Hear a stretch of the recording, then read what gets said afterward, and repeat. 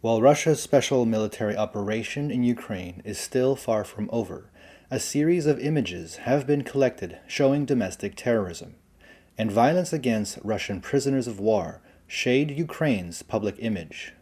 When Russia declared war, the Zelensky administration quickly unveiled some internal measures. They ban all males aged 18 to 60 from fleeing the country, declare martial law, and distribute weapons to citizens under a so-called general mobilization. On February 27th, Canadian independent media outlet True North spoke to a senior citizen in Kiev who said, "People are more scared of the armed citizens than the Russian military." This person told the outlet that more people are scared of looters with guns right now, and provided photos of a family being murdered next to a civilian all-terrain SUV they were driving after being mistaken for a military vehicle. Other photos and videos collected from a Ukraine-language Telegram account posted to Twitter by user @ublacksoul also show vigilantism has descended on the capital as armed citizens are now just questioning and in one case shooting people they deem suspicious. There are many scenes of Ukrainian citizens being taped and plastic wrapped to public street lamps. While it may appear to be as innocuous as a college hazing ritual on the surface, many of those scenes are defined by two elements.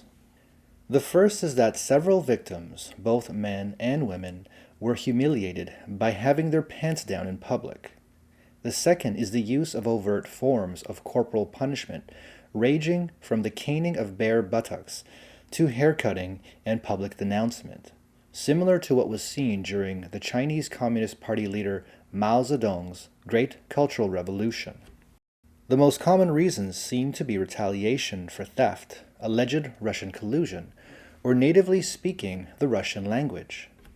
Reports of these cases targeting Ukraine's Russian-speaking state that individuals were asked to speak a hard-to-pronounce Ukrainian word with Russian cadence. If the target fails, they would be captured and tied up, their faces painted green to denote Russian orc, a popular Ukrainian denigration, and subjected to various forms of public humiliation. The most notable case of misconduct circulating so far is a group of several captured Russian war prisoners. The soldiers were handcuffed and found lying on the ground, with many of them unable to move at all. A senior advisor to President Zelensky, Oleksiy Arestovich, admitted, "The government is taking this very seriously, and there will be an immediate investigation. We are a European army, and we do not mock our prisoners.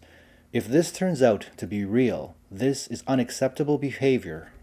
He added, "We treat prisoners in accordance with the Geneva Convention, whatever your personal emotional motives."